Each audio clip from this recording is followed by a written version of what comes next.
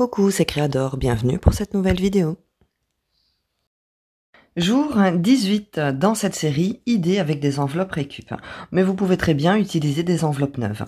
Aujourd'hui, je vous propose de réaliser un marque-page.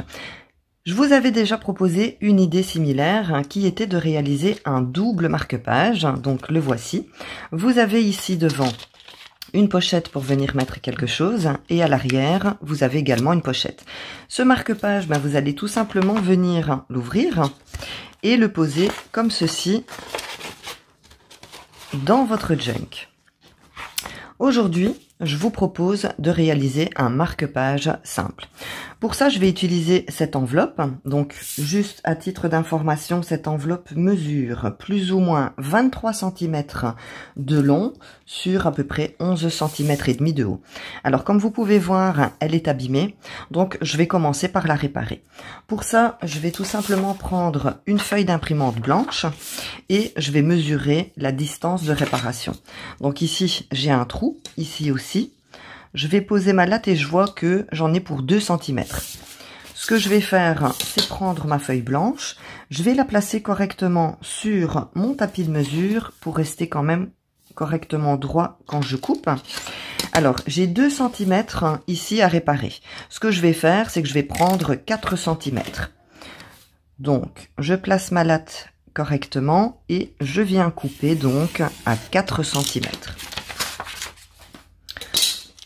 Ensuite, je vais tout simplement venir plier mon morceau de papier en deux pour avoir 2 parts égales. Une fois que c'est fait, je vais ouvrir mon papier. Je prends ma colle en bâton. Vous pouvez très bien utiliser de la colle liquide.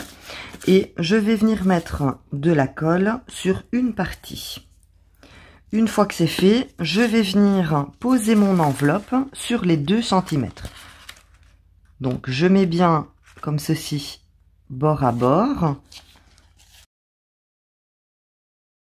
Et une fois donc que ma première partie de papier est collée, je vais venir mettre de la colle. Alors, je ne vais pas venir mettre de la colle sur ce côté, parce que comme vous voyez, ici j'ai des trous. Donc, si je viens mettre de la colle, ça va fermer mon enveloppe.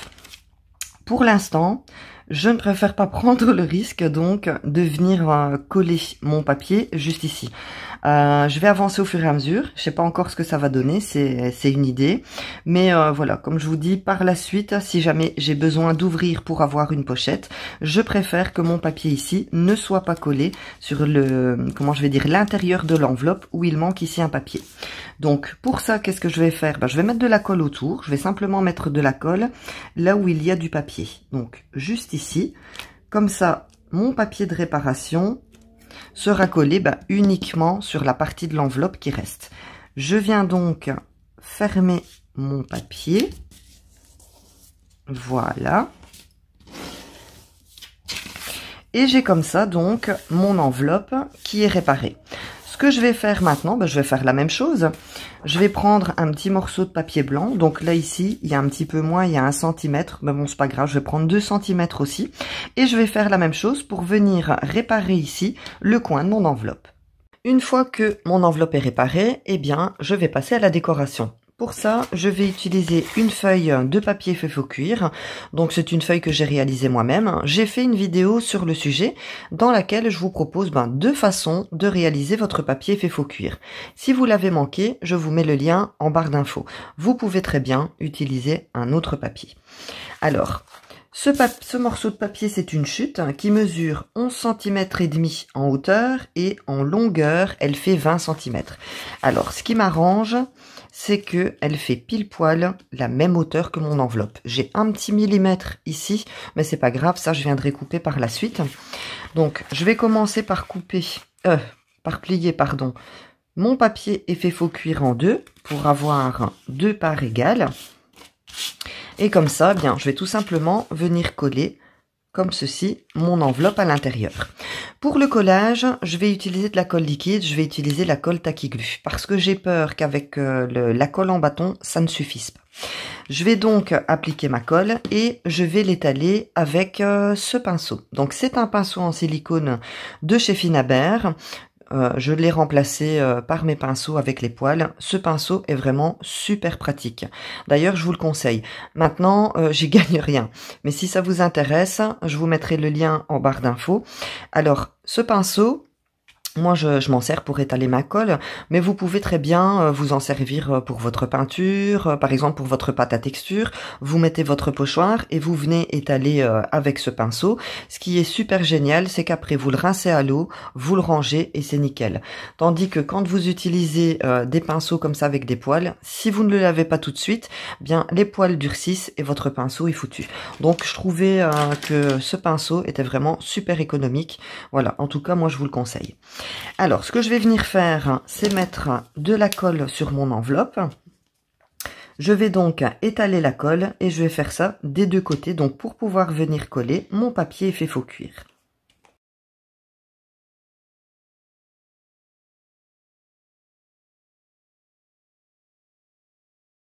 Une fois que mon papier effet faux cuir est collé, comme je vous avais dit, j'avais un demi-centimètre ici et là, que je suis tout simplement venue découper pour avoir donc la bonne mesure. Alors, vous allez avoir besoin d'un petit verre ou d'un bouchon et d'une petite assiette plate. Moi, je vais utiliser ce Dies. C'est un Dies qui vient de chez Globeland, donc pour faire une demi-roue comme ça, avec des petites... comment ça s'appelle ? Enfin, des petites encoches où on peut venir mettre des petites photos. J'ai tout simplement découpé une découpe et j'obtiens donc un demi-cercle avec un centre vide. Ce que je vais faire, donc je me sers toujours de mon tapis de découpe pour venir placer correctement mon enveloppe. Je vais venir placer mon demi-cercle à 3 cm. Donc, vous comptez le bord 3 cm et vous venez poser donc votre demi-cercle. Si vous vous servez d'un petit verre, bien c'est pareil. Vous comptez 3 cm, vous faites un point. 3 cm ici, vous faites un point. Et vous venez ajuster votre verre. Ensuite, je vais un peu regarder. Ça arrive ici. 1, 2, 3, 4, 5. Ensuite, à 5 cm et demi, donc en dessous de vos 3 cm, vous faites un point et vous faites la même chose ici. Comme ça, après, vous venez placer donc votre petite assiette et vous n'avez plus qu'à venir donc tout simplement faire l'arrondi. Donc, je recommence. Je vais replacer à mes 3 cm mon demi-cercle. Je prends un bic.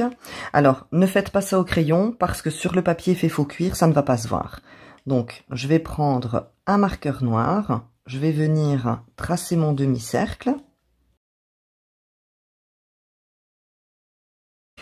Une fois que vous avez comme ça vos deux demi-cercles, je viens même de penser à quelque chose.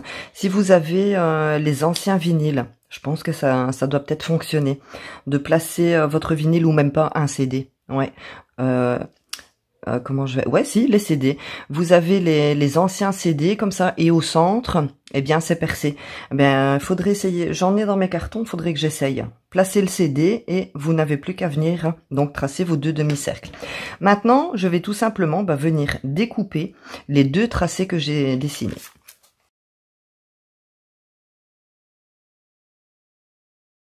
Voilà ce que vous allez obtenir.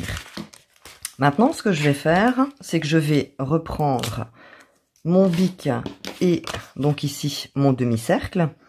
Je vais venir le reposer dessus, mais je vais me décaler, je sais pas de combien je vais me décaler, 1 cm, ça ferait peut-être beaucoup. Ouais, peut-être je vais me décaler à 1/2 cm, comme ça. Et je vais venir faire 2 points. On va dire que je vais faire un point ici. Et je vais venir faire un point là. Je vais faire exactement la même chose de l'autre côté. Pour pouvoir percer mes trous correctement, je suis tout simplement venue placer comme ceci. Donc vous voyez, j'ai 3 cm ici, mais j'ai un demi là, un demi là. Je l'ai placé correctement et je suis venue remettre ma découpe bien au-dessus. Et j'ai compté en fait 2 carreaux qui représentent 2 cm. Ensuite, donc, avec ma pince, je suis venue faire un trou. Et maintenant, je vais venir placer des œillets. Alors, comme vous savez, moi, j'aime beaucoup le rendu des œillets. Donc, je me suis dit que ça pourrait être sympa. Alors, vous avez donc votre coin comme ceci. Ça forme une pochette. Je vais l'ouvrir et je vais passer mon œillet à l'intérieur. Une fois que c'est fait, eh bien, je vais tout simplement venir serrer mon œillet. C'est pour ça que j'ai pris 3 cm. Donc, je le repose comme ça, je vous explique. Voilà. Il y a 3 cm pour que ma pince puisse passer. Si j'avais pris 2 cm, ça aurait été juste. Donc là, en prenant 3 cm, ben, j'ai ma pince qui passe et je peux venir serrer mon œillet.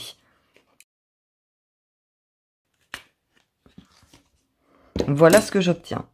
Et je vais faire comme ça pour tous les œillets. Alors faites attention, vous ouvrez, vous venez serrer votre œillet, mais pas sur les deux. Vous devez toujours avoir votre pochette qui reste ouverte. Je vais terminer de placer mes œillets et je vous reprends. Voilà le résultat une fois que tous vos œillets sont posés. Alors n'oubliez pas, ne venez pas poser votre œillet sur les deux parties. Vous devez l'ouvrir pour venir poser des œillets sur chacune des parties de vos coins de page. Je vais vous montrer maintenant donc ce que ça donne dans un junk. Par rapport à la décoration, je vais m'arrêter là. Je la terminerai, je verrai ce que je peux rajouter quand je m'en servirai dans un junk. Même si je trouve qu'avec les œillets, la décoration peut être suffisante.